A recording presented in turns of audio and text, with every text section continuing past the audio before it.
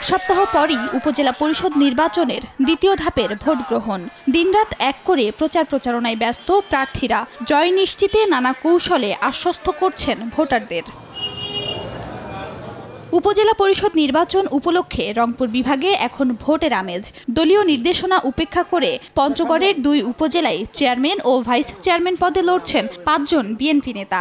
আর লালমনিরহাটের কালীগঞ্জ উপজেলায় প্রতিদ্বন্দ্বিতা করছেন বর্তমান সংসদ সদস্য নুরুজ্জামান আহমেদের ভাই ও ছেলে। আমরা এবার এমন একজনকে প্রার্থীকে বেছে নেব যিনি আমাদের জন্য কাজ করবেন। মাননীয় প্রধানমন্ত্রীর কাছে আহ্বান রাখবো যে বাংলাদেশের যে 300 এমপি আছে, মন্ত্রী আছে, তারা যেন ঢাকা সার্কেলের বাইরে যেন আসতে পারে না এবং তাদের মোবাইলগুলো ট্র্যাকিং এর অবস্থা গোয়েন্দা বাহিনীর মধ্যে ট্র্যাকিং এর অবস্থায় রাখুক। জানা নেই যে নির্দেশটা কিভাবে আসছে, আমি তো নির্দেশনা পাইনি।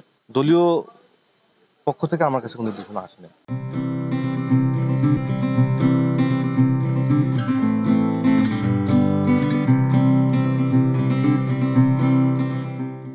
এদিকে পটুয়াখালীতেও উন্নয়নের নানা প্রতিশ্রুতি নিয়ে ভোটারদের দ্বারে দ্বারে ছুটছেন প্রার্থীরা। ভোটাররাও করছেন চুলচেরা বিশ্লেষণ। নির্বাচনে দলীয় প্রতীক না থাকা এবং রাজনৈতিক প্রভাবমুক্ত হওয়াকে ইতিবাচক হিসেবে দেখছেন সকলে।